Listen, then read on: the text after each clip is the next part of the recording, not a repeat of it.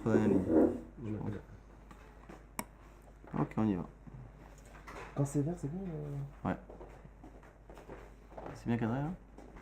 Ouais. C'est vert? C'est vert, ouais. Ah, oui, alors.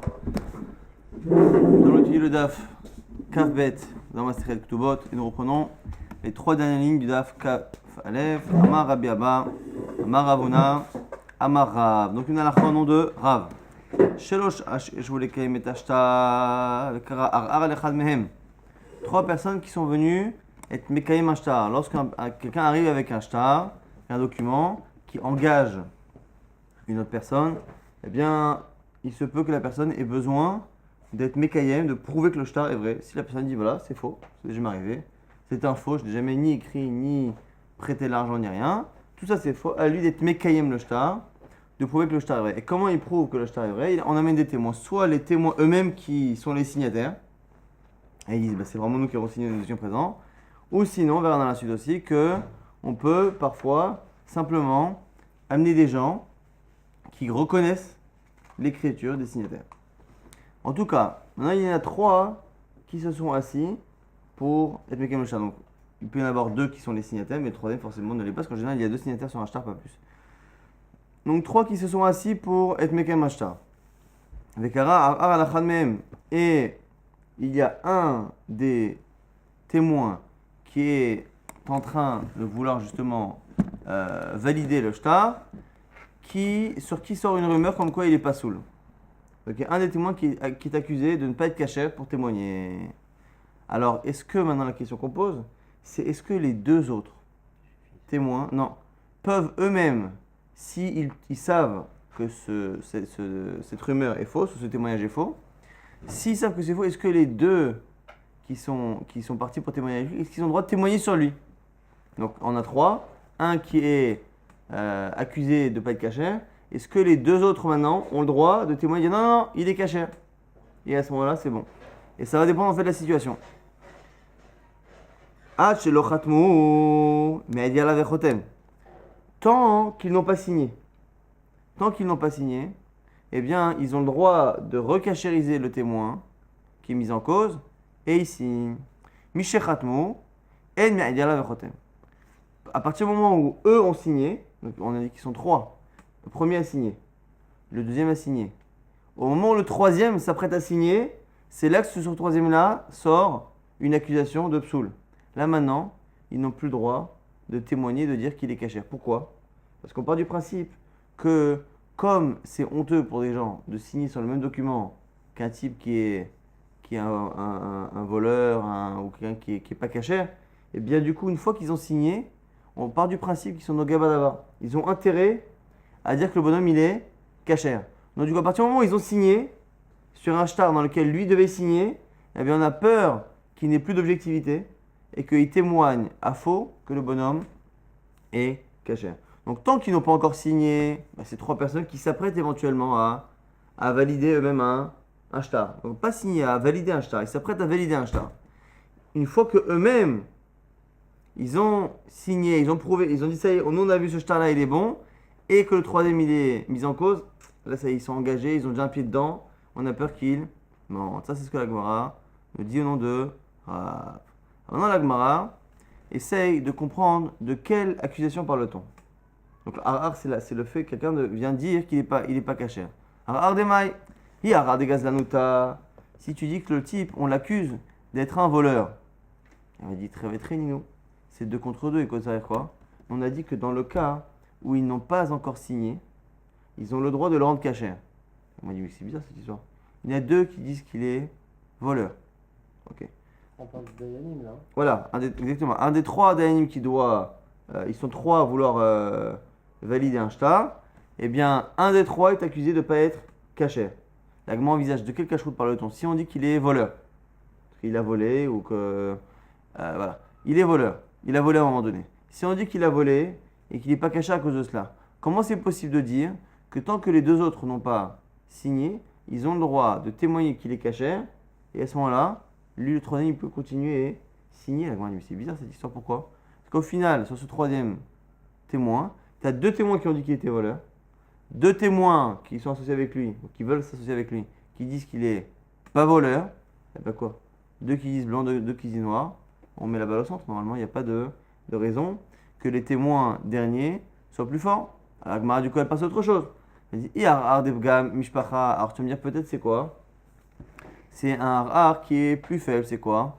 C'est Debga Mishpacha. C'est quoi Debga Mishpacha? C'est quelqu'un qui dit voilà, ce type-là, il a dans sa famille un ascendant qui fait qu'il ne peut pas témoigner. Il a Eved, il a des trucs, il a un serviteur, un Eved, il ne peut pas témoigner. Je dis Rachid, c'est ça l'exemple. Il a Eved, il ne peut pas témoigner. Et là, dans ce cas-là, on a plus de raisons de croire ceux qui disent qu'il est cachère. Pourquoi? Parce que c'est quelque chose qui est vérifiable. C'est vérifiable. Autant un type, il a volé, il n'a pas volé, on ne pourra peut-être jamais savoir ce qui s'est passé ce jour-là. Mais c'est un Eved, c'est pas un Eved, on vérifie. On regarde les ascendants et à un moment donné, on va se rendre compte. Donc on a tendance à croire ceux qui disent qu'il est cachère. Tellement on croit ça, que même dans le cas où ils ont déjà signé, on devrait aussi les croire. La Gemara dit quoi? Il dit Mishpacha, Gilui Mita be'almahu. C'est un Gilui Mita, c'est facile à dévoiler. Ce qu'ils disent que c'est un Eved, c'est quelque chose qu'on finira par savoir. Et donc, dans ces cas-là, même lorsqu'ils ont, on a dit tout à l'heure que quand ils ont déjà commencé à signer sur le shtar, les deux autres, on ne les croit pas de peur qu'ils vont mentir pour éviter d'avoir honte d'être sur le même document qu'un type qui est pas saoul. Là, il m'a dit, ils peuvent penser mentir sur il a volé, il n'a pas volé. Mais sur il est Eved, il n'est pas Eved. Qu'est-ce que ça sert de mentir? Tôt ou tard, on finira par savoir. Donc, du coup, il n'y a pas d'argument, on ne comprend pas. Alors, si on parle d'un cas où on témoigne sur le fait qu'il soit voleur, on ne comprend pas pourquoi parfois on les croit. Si l'accusation était par rapport au fait qu'il soit Eved, on ne comprend pas bien pourquoi parfois on ne les croit pas. La Gemara revient au premier chat. Non, c'est un cas où on l'accuse d'être un voleur. Le là, mais Malecha, Arar de Gazlanuta. C'est un rare de Gazlanuta. Et donc, on l'accuse d'être un voleur. Et on a dit, maintenant, s'il l'accuse d'être un voleur, normalement, même lorsqu'il témoigne avant d'avoir signé, eh bien, on ne devrait pas les croire, c'est très vétré. La Gemara dit, Kamre, Ane Yadainanbe, De Avad Chouva. Pourquoi on les croit? C'est parce qu'en fait, c'est quoi très vétré? Deux contre deux. C'est quand deux disent blanc et deux disent noir. Maintenant, lorsqu'il y en a deux qui disent blanc et les deux disent effectivement, avant c'était blanc, mais après c'est devenu noir. Donc du coup, les deux ne sont pas en contradiction. Je suis d'accord avec ce que tu dis, mais simplement je t'informe qu'il y a quelque chose que tu ne sais pas. Et donc là, c'est ça le cas.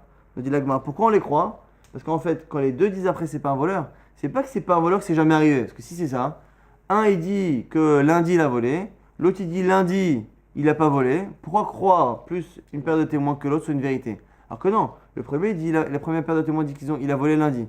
La deuxième dit effectivement il a volé lundi, mais t'es pas au courant, il a fait tchouva, il a rendu l'objet du vol le lendemain, et du coup, on est d'accord tous les deux là-dessus, mais moi j'ai une information sur laquelle je témoigne qui permet, donc les deux autres témoins, ils sont crus, pas contre les premiers, mais en tout cas, c'est pour ça qu'ils sont crus qu'il est caché. Ça, c'est comme ça qu'on explique ce cas-là. Amar Bizera, Mita me Rabbi Abba Shme'ali, et I la Rabbi Abba de Minako Shacharta. Cette chose-là dont on va parler, s'il n'y avait pas Rabbi Abba qui me l'avait dit, qu'il avait entendu lui-même et qui me l'avait dit, eh bien, je ne l'aurais pas su parce que moi-même je l'avais oublié. C'est quoi? Trois qui se sont encore une fois installés pour être Mekayim Ashta. Pourquoi trois? Parce qu'en général, il faut des Dayanim si possible. Là, on fait un Beddin. Umet Echad Mehem. Et il y en a un des trois qui est mort.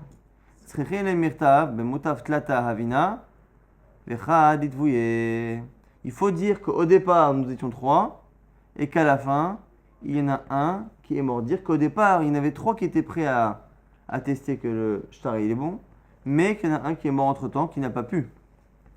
Amar Rav Nachman, dans le même sujet, Bar Yitzhak, les katav be shtara danan nafak le kadmana vedina, tout l'autre tzarich, il m'a dit à Rav Nachman, que si il y a marqué dans le get, dans le document qui valide le document, s'il y a marqué qu'en fait ce document-là, il a été sorti, il a été validé par un beddin, il n'y a pas besoin de dire qu'on est trois. Pourquoi? Parce que Stam un beddin c'est trois.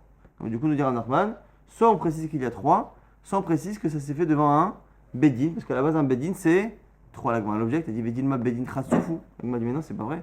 Parfois, il existe ce qu'on appelle beddin khatsouf, un beddin, comment dire khatsouf? Non, Non, comment dire? Pas rebelle. Arrogant. Arrogant, voilà, on va dire arrogant. Pourquoi? Parce qu'en fait, connais Shmuel, regardez, quand je le dis. Lama Shmuel, Shneim Shilanu, Dinehem Din. Deux qui ont fait un beddin, ça marche. Et là, Shinikra beddin Chassouf, simplement, ça s'appelle un beddin arrogant. Pourquoi? Parce que normalement, les Khatrila, on n'a pas le droit de faire. C'est quoi, a priori, l'avis de Shmuel? Vous savez que c'est une marque, le Bichlal. Pourquoi il faut 3 dans un beddin? Pourquoi il faut 3? Il y en a qui disent qu'il faut 3 parce qu'il faut 3. Ah, saute. Il y en a qui disent non, il ne faut pas 3. Un beddin, il faut 2. Il faut 2. Simplement, le troisième, il sert à quoi? Le troisième, c'est une assurance majorité. Comme quand on fait un beddin, normalement, bah, il se peut que A et B ne soient pas d'accord, et bien on a besoin d'un C. Donc en fait, c'est une assurance. C'est pas obligatoire dans l'absolu. C'est quoi? Si on fait un beddin. Les deux sont d'accord, c'est bon. Exactement, et que les deux sont d'accord et qu'on s'est rendu compte après coup, c'est caché. Parce que le troisième, c'était une assurance. Quand on n'a pas pris d'assurance et qu'on n'a pas fait d'accident, on dit Shalom à Israël. Donc ça marche dans l'absolu. Mais c'est beddin chassous que ça ne se fait pas. C'est comme ça que pense Shmuel. Donc l'agma dit maintenant, comment tu peux dire que lorsqu'il y a marqué beddin sur un document, ça veut forcément dire qu'il y a 3, alors que tu vois bien que parfois, après coup, on peut appeler un beddin un quorum de 2 personnes? Donc comment tu peux dire que le mot beddin remplace toujours 3? L'agma dit non, directive B, beddina de Rabana Hashi.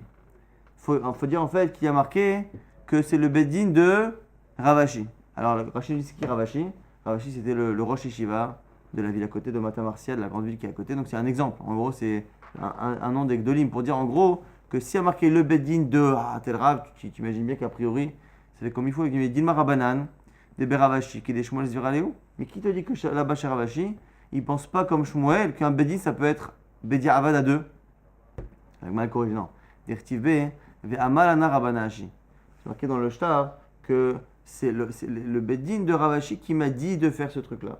Ce qui veut dire que quoi? Que si, même s'il pense comme Shmuel, qu'à posteriori, un beddin ça peut être 2, si c'est Ravashi, c'est marqué sur le document de confirmation que c'est Ravashi qui a demandé de former ce beddin-là, eh bien tu te doutes bien que Ravashi, les Khatrila, demandent de faire 3. Donc c'est comme ça qu'on arrive à comprendre ce cas-là. En quoi qu'il arrive, qu'est-ce qu'on apprend de là? On apprend que, selon Shmuel en tout cas, Bedia Avad, un beddin de 2, c'est un bon din. Nafkamina, si ça a été fait, pas comme il faut, mais que c'était fait.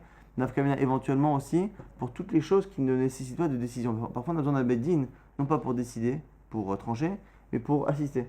On a fait Ibamot pendant des mois. Ce qui s'est passé là-bas, c'était Khalitsa. Khalitsa, c'est la femme qui doit venir enlever la chaussure, cracher, dire voilà, il ne veut pas faire la mise de Yiboum à son frère, et tout va bien. Il n'y a pas besoin de juger. Ils ne sont pas là pour dire ah tiens, c'est comme si c'est comme ça, c'est quelque chose, c'est pas ça. Ils sont là pour assister. Donc du coup, selon ces avis-là, il se peut que dans ces cas-là aussi, si c'est fait, ça marche à 2, parce qu'encore une fois, il n'y a pas réellement besoin de trancher, donc il n'y a pas besoin de majorité. C'est une marque loquette, en tout cas ici, Shmuel pense que à beddin de 2, après coup, ça marche. Nouvelle Mishnah, Isha Shamra, Isha Tishaiti, Grusha Ani Neimenet. Une femme qui dit j'étais mariée, une femme elle arrive de nulle part. Elle arrive dans le beddin de la ville. Pour nous, on pense qu'elle est célibataire. Pourquoi imaginer qu'une femme est mariée? Elle arrive, elle dit écoutez, sachez que j'ai été mariée. Ah bon? On ne savait pas. Alors vous êtes interdite, madame. Ah non, non, écoutez-moi jusqu'au bout. J'ai été mariée et maintenant je suis divorcée. Et quoi? Néménet, elle est crue. Pourquoi? J'ai péché à ça, ou péché ici. La même bouche qui nous a créé un interdit, elle nous a dit qu'elle a été mariée, on ne savait pas. Comme elle nous crée un interdit, elle a le pouvoir de l'enlever. Péché à ça, péché ici.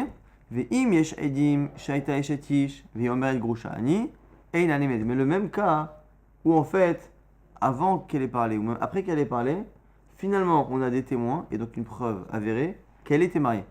Ce qui veut dire que maintenant, sur le fait qu'elle ait été mariée, on n'a plus besoin de sa parole. Comme on n'a plus besoin de sa parole pour savoir qu'elle est mariée, eh bien on n'est plus obligé de l'écouter jusqu'au bout, parce qu'on n'est bien plus obligé d'écouter le début. L'idée de péché ça, péché tir, c'est puisque vous êtes obligé de me croire au début, mais croyez-moi jusqu'au bout. Si avant qu'elle ait parlé, ou même après qu'elle ait parlé, eh bien le début de sa parole est remplacé par des témoins ou des preuves qu'elle a été mariée, eh bien elle ne peut plus dire puisque vous avez besoin de moi pour le début de ma parole, eh bien croyez-moi jusqu'au bout, non, parce qu'on n'a plus besoin d'elle. Donc il faut savoir de manière générale, on va le répéter souvent, que selon Tosfot, péché ça, c'est un migo. C'est quoi migo? C'est une logique, c'est croyez-moi que j'ai dit ça, parce que sinon j'aurais pu dire autre chose. Si j'étais malhonnête et que je voulais mentir, si j'étais marié et pas divorcé, qu'est-ce que j'aurais dit? Je serais arrivé, j'aurais dit écoute, j'avais été marié, vous ne me connaissez pas. Puisque j'aurais pu être autorisé en disant j'avais été marié, croyez-moi quand je dis que j'ai été marié puis divorcé. Ça, c'est comme ça que Tosfot comprend, mais c'est pas évident.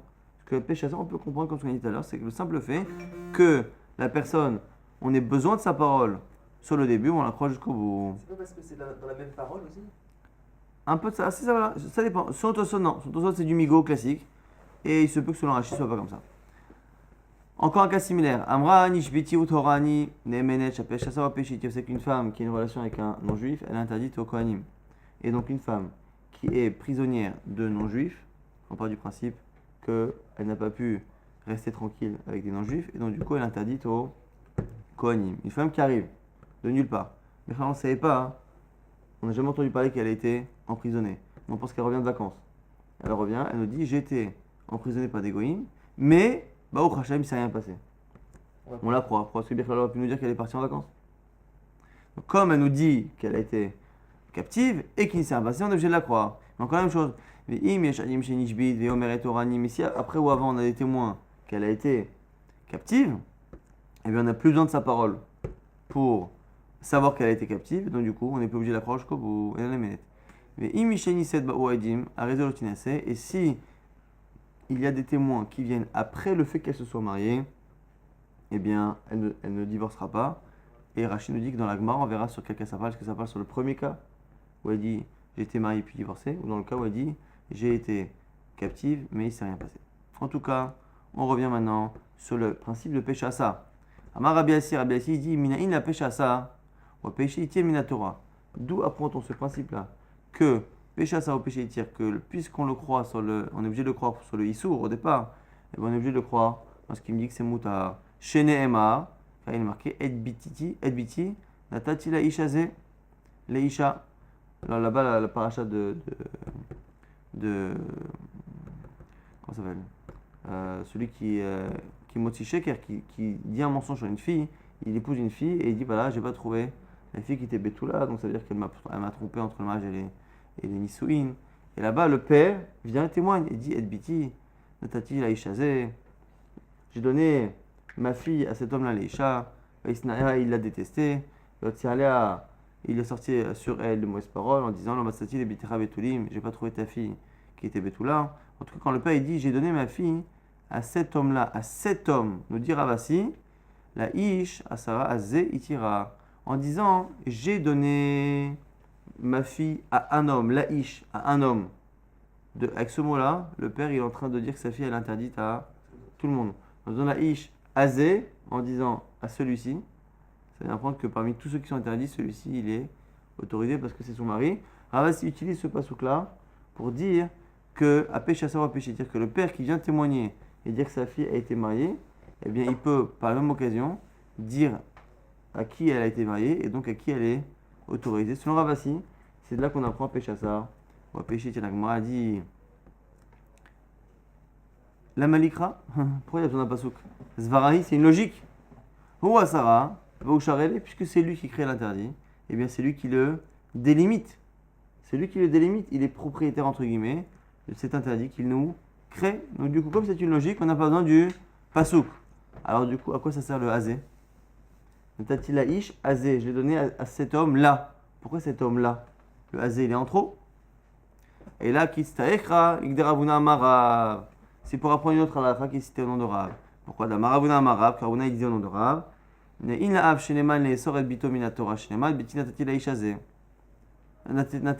je sais qu'un père peut interdire sa fille en disant ma fille est mariée donc elle est interdite du début du pasouk. Maintenant, Hazé la Mali, pourquoi il a marqué cet homme-là?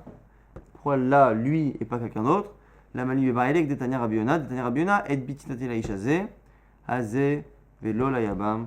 L'azé c'est à lui et pas à son frère, donc au yabam, c'est-à-dire qu'en fait, toute cette paracha-là, on a dit que lorsque le mari vient dire « j'ai pas trouvé les bétoulim » et du coup, on va essayer de trouver la preuve, et ici, il s'est trompé le bonhomme, ben, il doit payer, et sinon, chez les Chayemita. Toute cette paracha-là, qu'est-ce qu'on apprend du mot azé? Parce que le père dit « voilà, je l'ai donné à cet homme-là et pas à un autre », c'est pour dire quoi? C'est que toute cette paracha-là ne peut pas se passer si c'est pas le mari qui proteste, mais le beau-frère. On a dit que le type il a épousé la fille et imaginons qu'il soit même mort avant la choupa et que du coup le frère doit faire yiboum. Si c'est le frère maintenant qui fait Yiboum et qui, une fois qu'il fait la première relation avec la fille, il dit mais attendez, j'ai pas trouvé les Betoulim, et donc du coup il va voir le père de la fille, il dit ça marche pas. Et Biti Natati Laïch Azé, la paracha là-bas de ce cas-là là, de Sheker, elle n'existe que dans le cas où c'est le mari lui-même qui conteste et non pas le frère du mari qui est en train de faire Yiboum. Toujours dans le même domaine de Apeshasa, Tanoura Banan Braïta. Aïcha, Shamra Eshetishani Vechazrava Mapnuyani. C'est encore autre chose maintenant. C'est une femme qui dit je suis mariée. Elle dit ça pendant quelques années. Et un jour, elle vient dire en fait, j'ai oublié de vous dire, c'est pas vrai. Je n'ai jamais été mariée. Nehemenet. Elle est crue. Elle m'a dit quoi? Et là, je savais les nafsha hatira de Isora. Je dis mais attends, c'est pas possible. C'est quoi? Tu peux me dire une logique. Tu vois, de là, je pensais que tu vois bien que la Gemara, elle dit que c'est quoi le problème? C'est qu'elle s'est créée sur elle un interdit. Elle s'est créée sur elle. Vous savez que là, on a vu plusieurs fois que lorsque quelqu'un dit il y a un morceau de viande qui pour nous est cachère, il vient le type, il dit voilà, cette viande-là, elle n'est pas cachère. Pourquoi on va le croire, le bonhomme? Il est tout seul à dire un truc pareil, il n'y a pas besoin de le croire. Alors nous, on mange le morceau de viande, mais lui, s'il le mange, on le considère à 100% comme s'il avait mangé de la viande. T'as vu? Parce que Shavia Naché, il s'est rendu pour lui, Khatira d'Issoura. Il a créé pour lui un Issou. Donc là, on dit allez, même si cette femme, pour nous, elle devrait être moutérette. Pourquoi? Parce que pour nous, elle nous a dit qu'elle est interdite, après elle a dit qu'elle est autorisée. Dans l'absolu, c'est elle qui crée le Issour, c'est elle qui peut nous dire finalement que c'est faux. Bon. Mais, par rapport à elle, comme elle a dit à un moment donné qu'elle était interdite, normalement elle devrait être bloquée. Amarava baravuna, kegon shenatna et mala lidvareha. Dans quel cas parle-t-on? Dans le cas où elle a donné une raison à son mensonge. Une raison valable. Si la fille, elle nous dit, voilà, je suis mariée. Après elle nous dit, je ne suis pas mariée. Et quand elle dit, je ne suis pas mariée, je vais vous expliquer en fait pourquoi. J'avais des raisons de dire que j'étais mariée pendant quelques temps. Et en fait, c'est pour ça que j'ai menti. À ce moment-là, on la croit. Et la Gemara va tout de suite enchaîner sur une histoire. Tanya Nami Achino Braïta, Amra Eshetish Ani Vechazrama Mapnui Ani, et Nanemenet Veim Nataet Malal Dvarea, Nemenet, qu'une femme qui change d'avis, qui dit qu'elle a été mariée, après qui dit qu'elle a été pas mariée, eh bien, si elle ne donne pas d'excuse, elle n'est pas crue. Si elle donne une excuse, elle est crue. Uma Senami Beisha Achat, Gedoilo, Shayak Doila Benon. Il y a l'histoire d'une grande femme qui est en plus très belle. Donc une femme importante qui était très belle. Et Katsu Aleha, Bene Adam, les 4 déjà. Et tout le monde voulait l'épouser.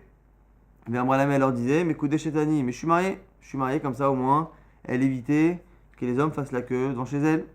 La Yamim, Amda, avec Kitchet Asma. Et un jour, elle, alors c'est intéressant, l'expression en hébreu, elle est bizarre, parce que normalement, le Kiddushin, c'est l'homme qui fait. Mais Kitchet Asma, elle s'est rendue mes Koudé Chet elle-même. On dirait qu'elle a, en tout cas, bon, elle a accepté des Kiddushin d'elle-même. Amroula, Chachamim lui dit, Maraït la Asotken. Il dit, mais qu'est-ce qui t'a pris? Comment tu as pu faire un truc pareil? Parce que normalement, tu t'es rendu un Issour.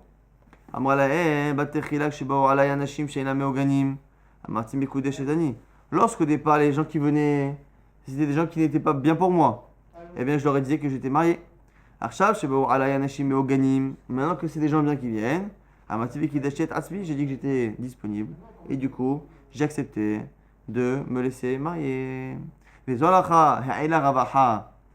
Sarabira Alifne Chachamim Beusha. Et donc Sarabira, il a pris cette halakha-là, il l'a posé devant, il a enseigné devant les Chachamim Beusha, Bambrou, et ils ont dit Innatnait Malay Dvaria Nemenet. Effectivement, comme elle a donné une excuse, elle est crue, donc on a bien confirmé qu'une femme peut dire j'ai été mariée, je suis mariée, après dire qu'elle ne l'est pas, tant qu'elle donne une excuse sur son premier témoignage qui était faux selon ses dires. Be'amina Shmuel Merav. Maintenant Shmuel il a posé la question à Rav. Écoutez bien, c'est Shmuel qui pose la question. Il a dit quoi? Amrat me ani, chazra v'amrat teora ani. Une femme a dit à son mari, je suis nida. Très bien. Ok, pas de problème.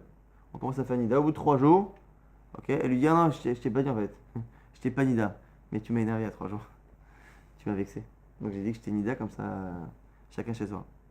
Est-ce qu'elle est crue ou est-ce qu'elle n'est pas crue? Donc il a posé la question, Shmuel à Arabe. Qu'est-ce que Shmuel, il a eu la. Ça lui arrivait les marasés. Maou, Amarle, Abbezo, une attaque mala. Il ne va rien aimer. Rav dit c'est pareil. C'est comme dans le cas de la fille qui dit que j'étais mariée.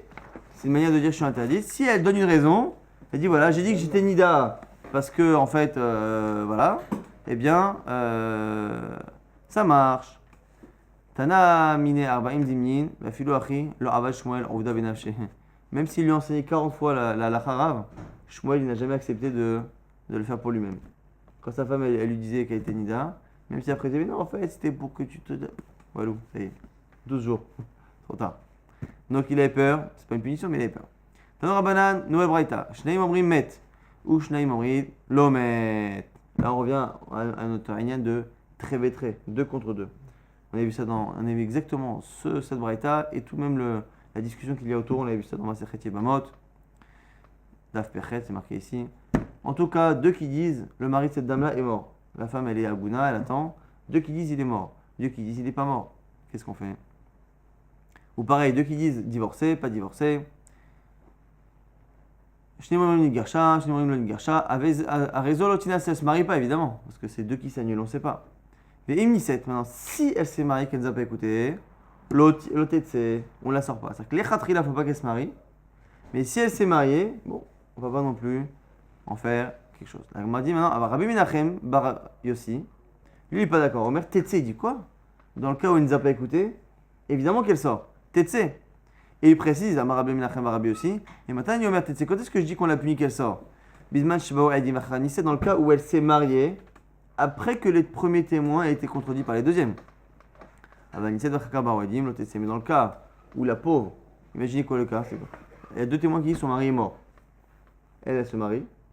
Et après le mariage, viennent 2 témoins dire que finalement il est pas mort. Alors dans ce cas-là, même Rabbi Menachem Barabi aussi, il est d'accord que dans ce cas-là, la pauvre, on la laisse. Quand est-ce qu'il y a une marloquette?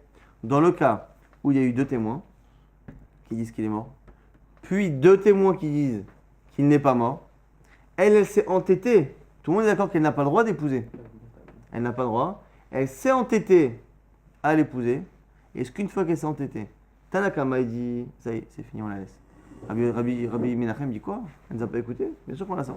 Donc on a une marque ici entre Rabbi Menachem et Tanakama, même si on est tous d'accord que lorsqu'il y a 2 témoins qui disent son mari est mort, puis 2 témoins qui disent son mari n'est pas mort, tout le monde est d'accord qu'elle ne doit pas se marier. Maintenant, si elle s'est mariée, est-ce qu'on la sort ou pas? Selon Rabbi Menachem, on la sort. Selon Tanakama, Haramim, on ne la sort pas. Ça veut dire aller.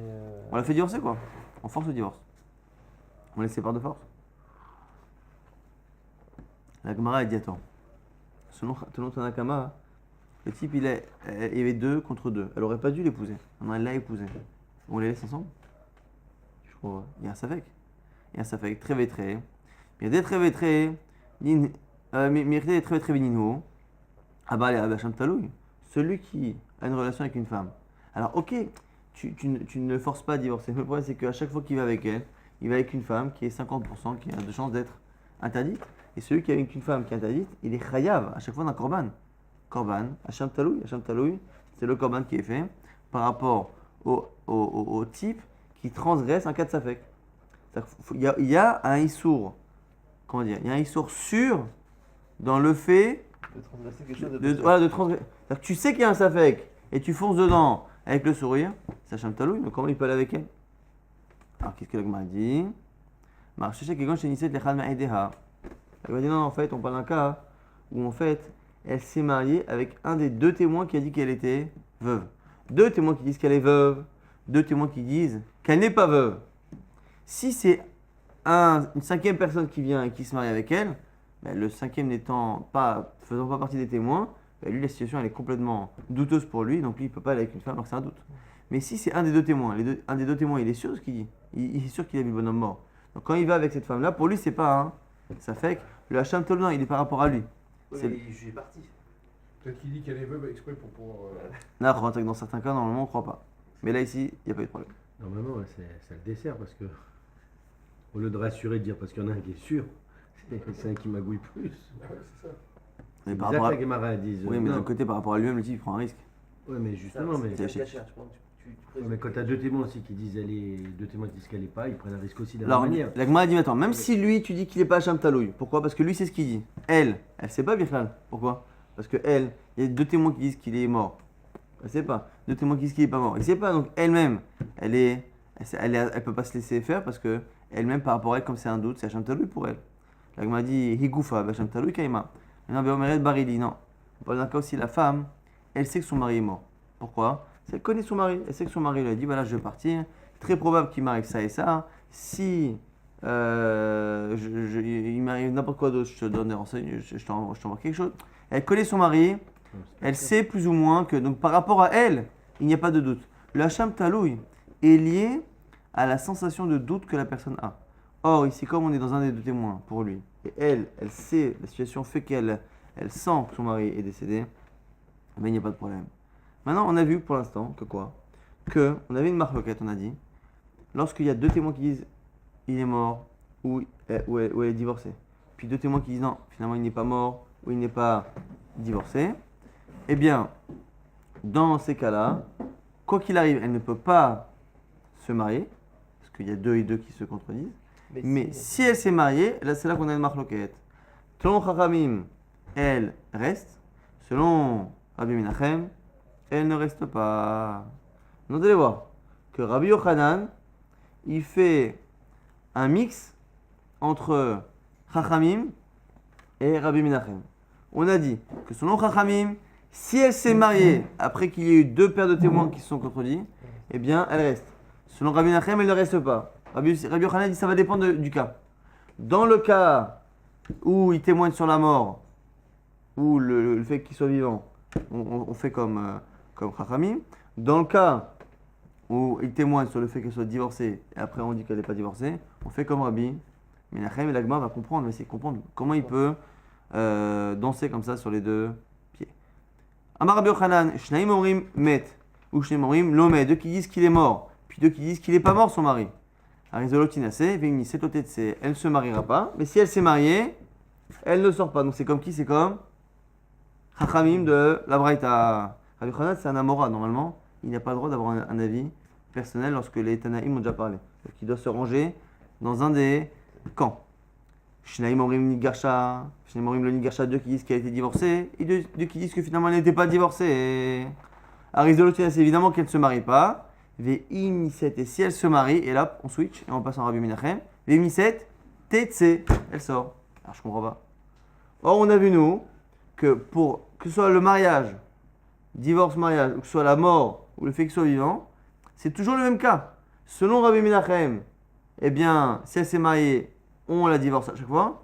Et selon Chachamim, quoi qu'il arrive, si elle s'est mariée, on ne la divorce pas. Donc, pourquoi Rabbi Yochanan choisit de trancher comme l'un dans la mort, au cas de la mort, et dans le divorce, il tranche comme l'autre. Maïshna Recha, Maïshna Sefa, qui est la différence entre les débuts et la fin.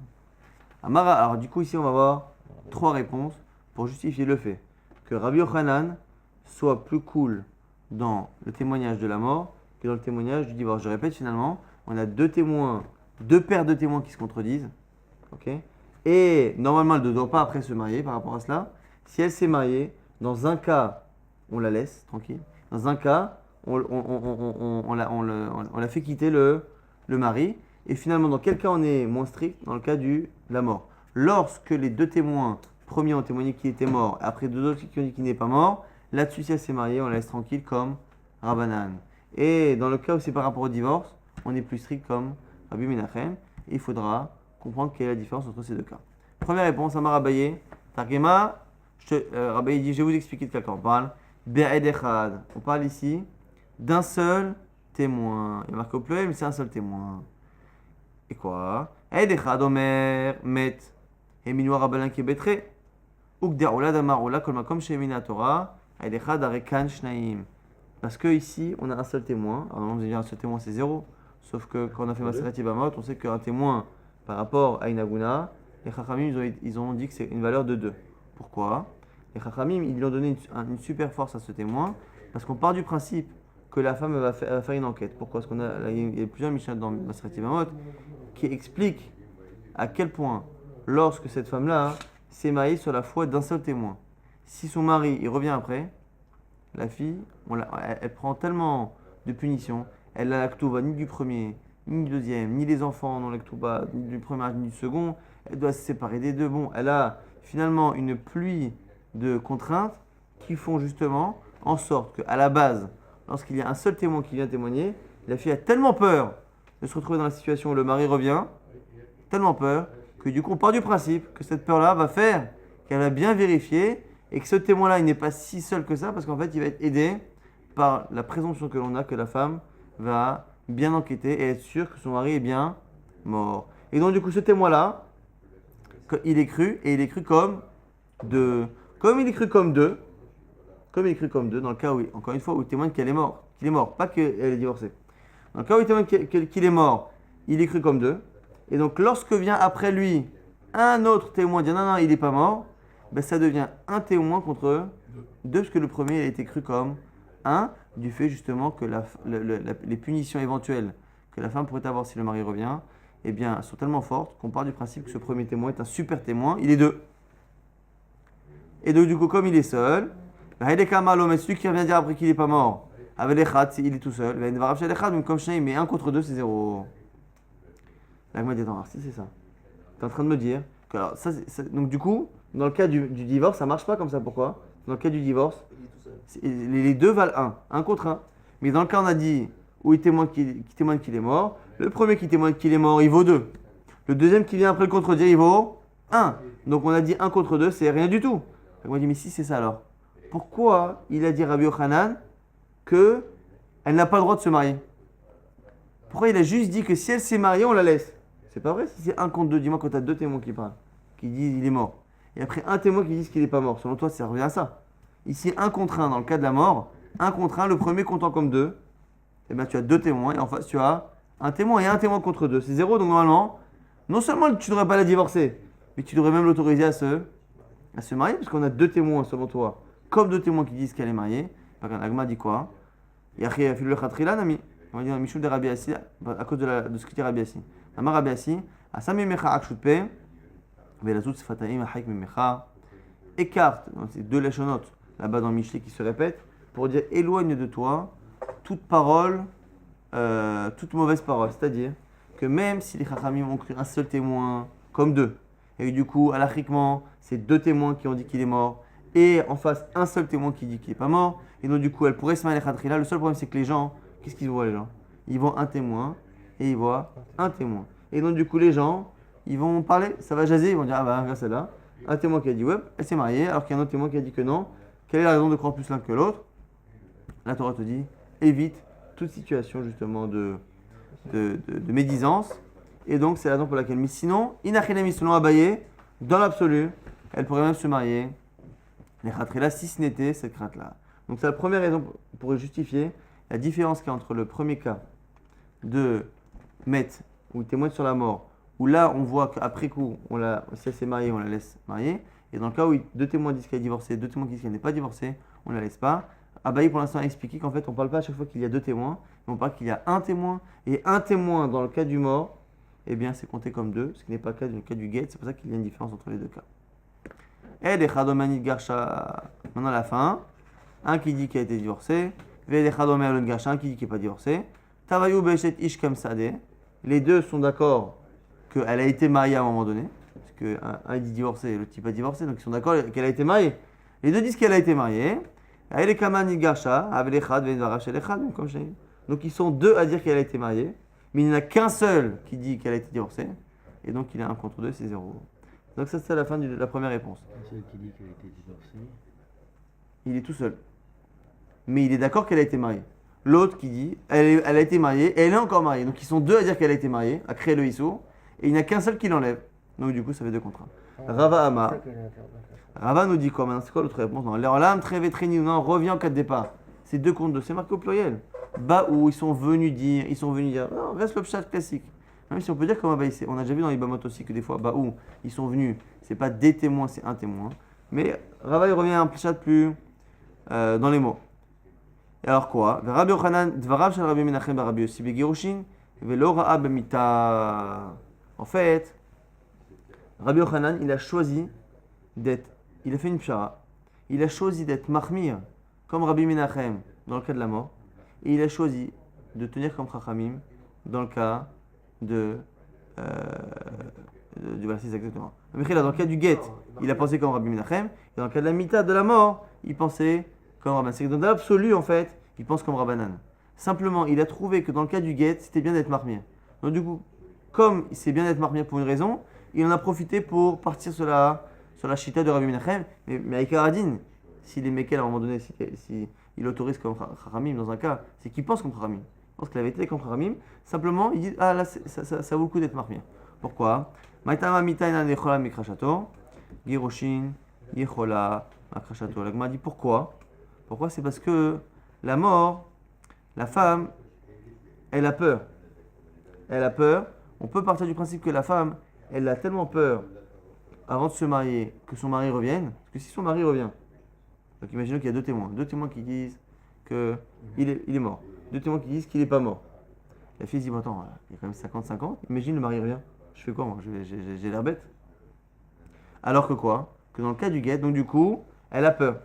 Comme elle a peur, eh bien, il dit Rabbi Yochanan, on peut faire la halakha strict comme Rabbanan. La halakha normalement c'est comme Chachamim, on fait comme Chachamim. Il dit mais après, même si Chachamim ils ont raison, et j'ai un autre problème dans le cas du guet, c'est quoi? Je pense pas comme Rabbi Menachem. Rabbi Menachem il est strict pour une autre raison. Mais moi maintenant j'ai une autre raison de dire qu'il faut être marmire. Pourquoi? Parce que j'ai peur que la bonne femme elle dise quoi? Elle dit moi allez, c'est pas grave, même si le mari au pire il revient, eh bien je lui dis en face tu m'as divorcé. Donc il n'y a pas, en plus dans le cas du guet, il n'y a pas en plus une crainte chez la femme. Alors que dans le cas où témoigne sur la mort, tu as deux qui disent qu'il est mort, deux qui disent qu'il n'est pas mort. Et qu'est-ce qui nous fait pencher que c'est autorisé? Parce qu'on compte sur la femme pour avoir peur que le mari revienne. Et elle ne peut pas lui dire en face, ben non, t'es mort. Je sais pas, il est vivant le bonhomme. T'es mort, j'arrive. Voilà. Elle ne peut pas dire t'es mort. Et non, ça ne marcherait même pas.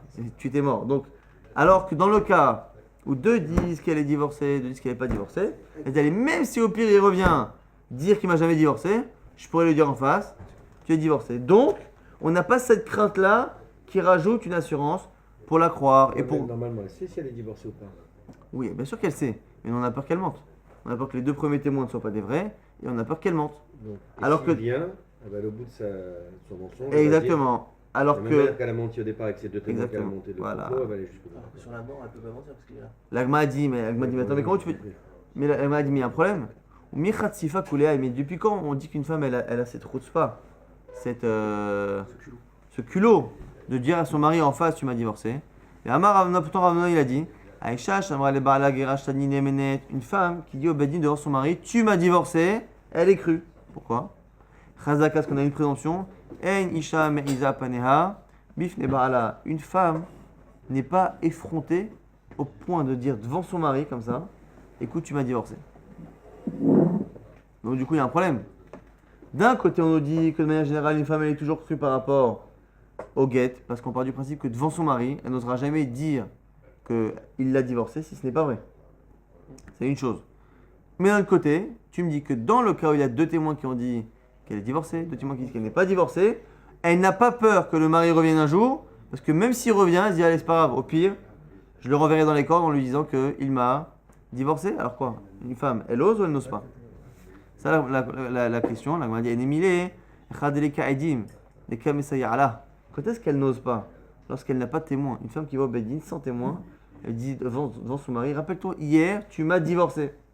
Bon, là, dans ce cas-là, effectivement, on part du principe que la femme, elle ne va pas oser mentir devant son mari. Mais dans le cas où elle a des témoins avec elle, comme chez nous, deux témoins qui disent divorcé, deux témoins qui disent pas divorcé, mais il y a quand même deux qui ont dit divorcé. Donc elle a une certaine assurance, et c'est cette assurance-là qui lui permet d'oser l'effronterie de dire à son mari, tu m'as divorcé. Parce qu'elle a des témoins qui vont dans son sens, eh bien, Me'iza ou Me'iza, t'inquiète pas, effrontée, elle est effrontée. Oser, elle ose. Ça, c'est le deuxième tirous. Troisième tirous, Ravasi Amar, Gondamre, Edim, Arshav, Met, Arshav Girsha, c'est un cas où les témoins ont dit, en fait, il vient de mourir ou il vient de divorcer. Mita l'ikalibrura, la mort on ne peut pas vérifier. Girushin ikalibrura, mais le guet normalement elle devrait l'avoir. L'amrinan là, imita de achiava, arzelan giter. Si tu as vraiment divorcé, sors-nous le document. Mais s'il est mort, il ne peut pas divorcer. Alors, non, soit, c'est deux cas, soit on parle de mort, soit on parle de divorce. Dans le cas de la mort, quand elle vient d'être veuve, eh bien, on ne peut pas dire que le fait que ça vient de se passer et qu'on n'ait pas de preuve, c'est pas la preuve que c'est pas vrai. Donc du coup, on tient l'alcha comme chachamim. Maintenant, pourquoi il serait strict, Rabbi Yochanan, un peu comme Rabbi Menachem, mais pas réellement pour ces mêmes raisons. Et pourquoi il serait strict dans le cas du divorce? Parce que lorsque le divorce est censé être tout frais, eh bien on a une présomption que la femme n'a pas pu perdre son guet. Ce qui veut dire que cette femme-là qui vient dire, encore une fois, lorsqu'on dit que deux types il dit elle est divorcée, elle a dit je suis divorcée, l'autre il dit non, on parle d'un cas où il n'y a pas de guet. S'il y a un guet, il n'y a plus de question. Si on parle du cas où le guet est perdu, ce qu'il est en train, pourquoi il serait marmire selon Ravasi, Rabbi Yochanan, c'est parce qu'on serait dans un cas où le guet éventuel serait tellement frais qu'il y a une présomption que le document n'est pas perdu, et donc l'absence de document est une preuve qu'il n'y a pas eu de guet. Donc du coup, c'est la raison pour laquelle on est marmire. On a finalement 3 raisons. On va très rapidement récapituler tout ce que l'on a dit dans le DAF, qui était un DAF assez chargé. On avait vu le Inyan de Trevetra. On avait vu surtout au tout début, avant la nouvelle Mishnah. On avait vu que selon Shmuel, en tout cas, un Beddin c'est 3, mais lorsque on n'a pas le droit de faire un Beddin de 2, celui qui fait de 2, c'est un Beddin, on dit effronté. Pourquoi? Parce que dans l'absolu, ça marche. Selon Shmuel, ça marche. Un Beddin de 2, mais il ne faut pas le faire. On a vu que lorsqu'il y en a 3 qui signent et qu'il y en a un qui est mort entre temps, il faut marquer. Nous étions 3, nous étions un Beddin de 3, il faut le marquer sur le document. On a vu dans la nouvelle Mishnah que la femme elle est néménette d'avoir un péchassar péchitir, c'est-à-dire que puisque c'est elle qui nous dit qu'elle a été interdite, c'est elle qui nous dit qu'elle a été mariée, et bien on a le droit de la croire parce qu'elle nous dit que finalement elle a été divorcée. Mais ce péchassar ou ce péchitir, puisqu'il est basé sur le fait qu'on a besoin de sa parole, pour connaître le Issour, et donc on est obligé de la croire jusqu'au bout. Dans le cas où par ailleurs on a des témoins sur le Issour, on n'a plus besoin de sa parole, et si on n'a plus besoin de sa parole, on n'est plus obligé de la croire. La Gemara avait cherché une preuve dans la Torah, la Gemara dit il n'y a pas besoin, c'est une logique. On a aussi appris que tout le principe là-bas de Motzi Shemra, un homme qui dit la femme, il n'y a pas de Betoulim, il faut prouver, il doit payer, il ne doit pas payer, tout ça c'est qu'avec le mari, c'est pas avec le beau-frère, si c'est le beau-frère qui fait Yiboum et qui accuse la femme de ne pas avoir de Betoulim. On a vu autre chose, à la fois pour dire j'ai été marié et finalement non j'ai menti, ou une femme qui dit je suis Nida et finalement elle dit non en fait j'ai jamais été Nida, tant que la femme donne une justification sur son mensonge, elle est crue. Donc j'ai dit pas en disant que j'étais marié, mais en fait je l'ai dit parce que je voulais pas qu'on me propose des shidduchim, mais maintenant que je veux, je vous dis la vérité en fait, c'était bidon, j'ai jamais été marié. La femme tant qu'elle donne une excuse, elle est néhéménette. On a vu aussi maintenant que lorsqu'il y avait 2 témoins qui disaient que le mari est mort, 2 témoins qui disent que le mari l'a divorcé, puis 2 qui contredisent il n'est pas mort ou il n'a pas divorcé, et quoi qu'il arrive, les khatrila, elle n'a pas le droit de se marier parce que c'est 2 contre 2. Maintenant on a vu que si elle s'est mariée contre notre volonté, là ici on a 2 avis. Chachamim, en général dans la Braïta, ils sont toujours cool.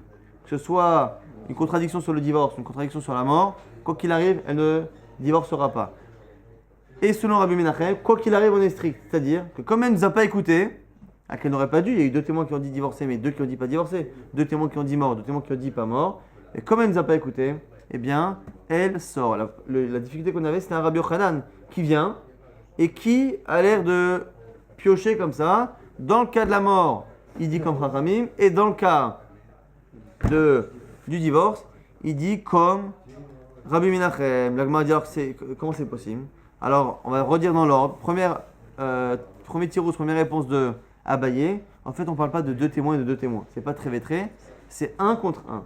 Ah, quelle est la différence entre 1 contre 1 dans le cas de la mort et 1 contre 1 dans le cas du guet? C'est quoi? C'est que 1 contre 1 dans le cas du guet, c'est un vrai 1 contre 1. 1 contre 1. Et donc, du coup, eh bien, il pense comme Rabbi Menachem que quoi? 1 contre 1, eh bien, il ne peut pas rester avec elle et il doit divorcer même s'il a été marié. Mais 1 contre 1 dans le cas de la mort, c'est particulier. Pourquoi? Parce que comme dans 1 contre 1, le premier témoin qui dit qu'elle est morte, c'est un kalaba de Haguna, Chachamim, ils ont dit qu'on va autoriser ce témoin-là à témoigner comme 2. Pourquoi? Parce qu'on a tellement été strict avec la femme dans le cas où elle s'est mariée alors qu'il ne fallait pas, que du coup le premier témoin il est renforcé par le fait qu'on a une présomption que la femme elle va enquêter. Donc le premier témoin a une force de 2, et finalement c'est 2 contre 1. Donc c'est finalement dans le cas de la mort, c'est 2 contre 1. Donc 2 contre 1 et Rabbi il va même loin. Et dans l'absolu, elle aurait même pu se marier les khatrila avec lui. C'est plus 1 contre 1, c'est pas 2 contre 2, c'est 2 contre 1. Et pourquoi elle se marie pas les khatrila? À cause des médisances que les gens vont dire. Attends, parce que les gens ils voient qu'il y a 1 contre 1 et c'est problématique. Ça c'est le premier tirous de Abaye. Même tirous de Rava. Non, on continue de dire que c'est 2 contre 2. Ah, pourquoi finalement Rabbi Yochanan, il est cool comme Chachamim dans le cas de la mort, et il est strict comme Rabbi Menachem dans le cas du guet, il a dit c'est parce que dans le cas de la mort, elle a une crainte. C'est quoi? C'est que le mari revienne. Et si le mari revient, elle ne peut plus se ranger dans la position des deux premiers témoins. Parce que les deux premiers témoins et elle, ils sont éjectés. Dans le cas où c'est deux témoins qui disent qu'elle est divorcée, deux témoins qui disent qu'elle n'est pas divorcée, eh bien, elle dit au pire, s'il vient le bonhomme, eh bien, les deux témoins ne seront pas invalidés, parce que c'est pas parce que le type est vivant qu'il n'a pas divorcé. Et moi, je dirais comme eux qu'il m'a divorcé. Elle n'a pas cette crainte-là du retour du mari. Donc, c'est pour ça qu'on est strict comme Rabbi Menachem. Troisième avis de Ravasi, qui nous dit que non. Pourquoi on est en fait dans l'absolu, on tient comme Chachamim. Dans les deux premiers avis, ça a l'air d'être que la halakha à la base est comme Rabbi Menachem. Simplement, on est plus cool dans Mita pour d'autres raisons. Soit parce qu'un témoin est considéré comme deux, soit, dans le deuxième cas, c'est parce qu'elle a la crainte du mari. Dans le troisième avis Rabbi Assi, ça a l'air d'être l'inverse. La halakha est comprenue à la base, que quoi? Qu'on devrait être Mekel, et que 2 contre 2, si elle s'est mariée, ça devrait être bon. Simplement, on est dans un cas ici, où le témoignage, étant un témoignage sur une mort ou sur un divorce qui est tout frais, eh bien ici, le fait qu'une femme vienne dire « Je n'ai pas mon document de guet qui m'a été donné il y a 3 heures », c'est louche. Et du coup, c'est une situation extérieure qui nous donne raison à penser que finalement, c'est faux. C'est la raison pour laquelle il n'y s'est, eh bien, Tetsé comme Rabbi Menachem.